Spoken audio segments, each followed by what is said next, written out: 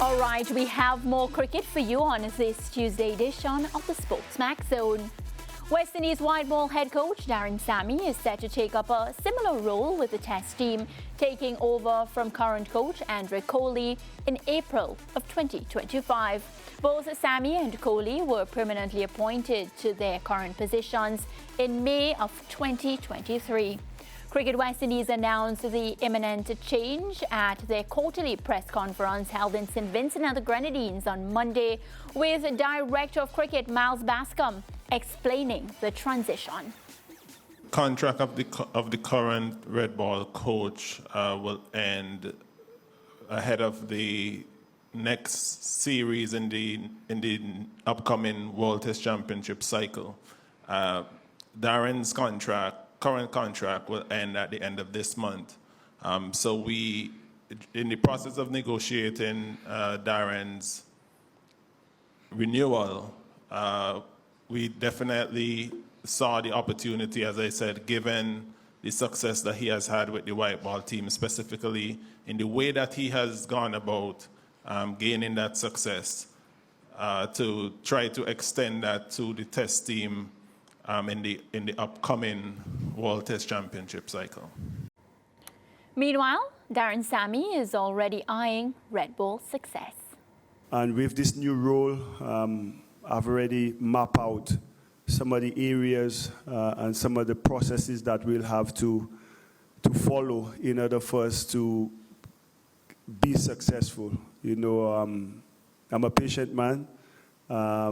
And once I trust that process and understand the requirement from the director of cricket, then the plan gets into action. So I'm really excited about the added responsibility and the new journey, but one that I think myself and my team will be prepared for. Cricket commentator, the one and only Fazir Mohammed, joins us via Zoom to discuss whether he thinks Sammy can successfully transfer his white ball ideologies to the longest format of the game. Faz, welcome to the show. How are you doing? Not too bad at all, Mariah. Yeah, so let me start by asking about your initial thoughts when you saw this announcement, this appointment. Well, it was interesting with the way and getting the detail of it, because first and foremost, basically, you now have a lame duck head coach in Andre Kohli going to Pakistan. And therefore, is that a slight on him? Of course, the Cricket West Indies media release said, no, it's nothing like that. And they fully respect his abilities and they're going to use him in the high performance, whatever, and so on. But if he was all that, why wasn't he retained? So I think as far as the way it was handled, it will obviously leave a very sour taste in Andre Kohli's mouth, whether he will say it publicly or not, because he's going to be staying on, essentially, basically keeping the seat warm until Daren Sammy takes over. And I think there's certainly better ways of handling a situation like that. Secondly, it appeared as if this really wasn't a well thought out process. Based on what we just heard in that excerpt from Miles Bascom, they seem to be enthused in the course of the discussions about the renewal of the white ball contract with Daren Sammy. Not saying that he won't do an excellent job, not saying that he won't bring out the best in the players. I don't think it'll make any meaningful difference to West Indies Test match performances, because the problems are way deeper than what a coach can resolve. But again, as I said, the information, the way it came out in that quarterly media conference yesterday, suggests that this was something that, in the midst of interviewing Daren Sammy, they said, well, wait now, let's hire you for the Test match post as well, and see if you could do as good a job as you've been doing with the white ball teams. Yeah, and Faz, you say that, and I start thinking now. So Daren Sammy is now tasked with, of course, leading the charge when it comes to white ball and red ball cricket. Do you feel that, this would be a burden on him, or do you think that he has the right acumen, the right leadership to, of course, I know you say we won't see any major changes because the problem is deep-rooted, but I'm just speaking about initial changes, because many people, Faz, are so happy and so pleased with how he has gone about his white ball duties. What do you think? Well, the thing is, Mariah, let's not try to present this as something revolutionary. I mean, the CWI president, Kishore Sarlo, described this as bold and exciting. Well, up to 2 years ago, West Indies head coach was the head coach across all formats. It's just that it was felt that the time was right a year and a half, almost 2 years ago, to go the way of separating the roles. Now we're back to the situation where one person, Daren Sammy, and credit to him, his passion for West Indies cricket, his love for West Indies cricket as a player, even on the sidelines. You never doubted, you never questioned his commitment. As captain, he's led the West Indies to 2 World T20 titles. So there's leadership there. And again, he wears his heart on his sleeve. I mean, up to Monday to Sunday night, when he threw his hands up in the air, when Alzari Joseph took a single, which basically put Rovman Powell off strike, that told you how much this thing means to him. But let's not present this as something revolutionary. It's basically going back to what was done up to 2 years ago. And as I say again, whether he can translate that success, that measure of success, because it's not overwhelming success. The West Indies have a losing record in one-day internationals under him. They have a winning record under him in T20 internationals. But overall, there's a long, long way to go if we're talking about the transformation to a successful West Indies team. But as I said, the way it's now poised, it represents a huge challenge to him. Because, again, let's look at the situation that he's going to face with in his first test series. Australia, for 3 test matches in June.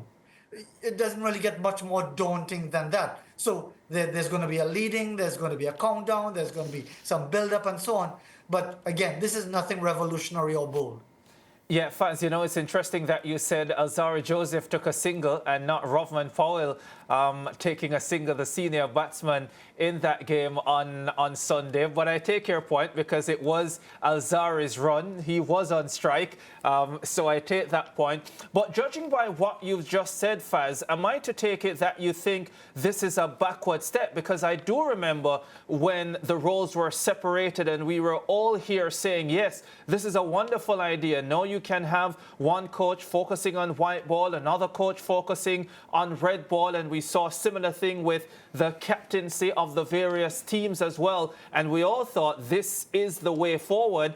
And here we are now, coming towards the end of 2024, going back to what obtained before. So am I to take it that you think it's a backward step?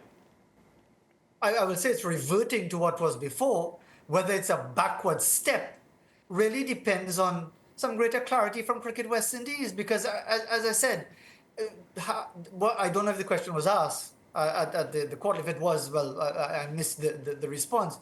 The obvious question is, what has changed in the last year and a half to 2 years when there was such a forthright, confident perspective on separating the roles to now have a situation where saying, well, okay, Daren Sammy is the man for all 3. Fine. Does that mean that the experiment has failed?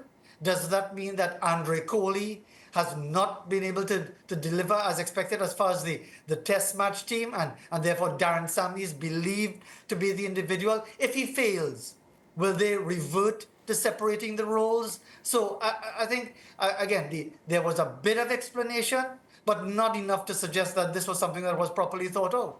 Yeah, Faz, I want to look at the test record of coach Andre Kohli because I think there is a part of that tells a story. 15 matches played, just 3 victories, 9 defeats and 3 drawn results. Of course, the latest test defeat coming against Bangladesh at home at Sabina Park, that would have been extremely disappointing. Could it be a situation here where Cricket West Indies is looking on and saying the results from Andre Kohli as coach have not been great? And we have this wonderful working relationship with Daren Sammy. There's no doubt from what we've seen that Sammy has a wonderful working relationship with the Director of Cricket, Miles Bascombe, with the President of Cricket West Indies as well. And it seems generally with the players he takes command of. So maybe they were thinking, hey, with this wonderful working relationship, Andre Kohli is not cutting it in terms of the results. Maybe we just give everything to Sammy, and who knows, maybe save some money as well. Well, again, that just reinforces my opinion that this just seems to be something that was thought of on the fly.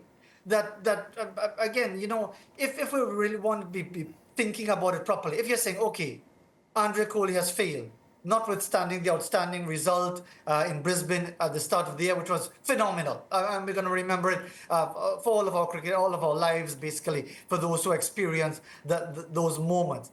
But if we're saying that, okay, Andre Coley clearly is not the man to take the Test team forward, and okay, Daren Sammy is the one. How does it come across that you're basically telling someone, look, you're a failure, but you carry on with the team to Pakistan because you're already in the role you're contracted and we probably have to pay twice the amount of money to terminate your contract. And after that, you're going to have Daren Sammy take over. It reminds me of the situation where, for those who may recall, when Bennett King, the Australian, became the first foreign head coach of the West Indies. That was in 2004, but Gus Logie, who was leading the West Indies as head coach in England in 2004, West Indies lost all 4 Test matches. But even with the writing already on the wall, knowing that Bennett King would take over, he won the Champions Trophy dramatically over England with that famous partnership with the Bayesian pair of Bradshaw and Courtney Brown. So what I'm trying to say all of that, and what I'm trying to say is that it could have been handled better as far as the way it was done publicly, because essentially Andre Coley is being told that he's a lame duck head coach. Yeah, Faz, before we wrap the segment, I want to suggest that it is unfamiliar in nowadays West Indies cricket for a coach to have a winning record, and Daren Sammy has a winning record overall. Andre Coley has a losing record. Can I ask you, Faz, if you believe that being the Test cricket coach is a more difficult job to be successful at than coaching a T20 and a 50-over team? I believe it's significantly more difficult.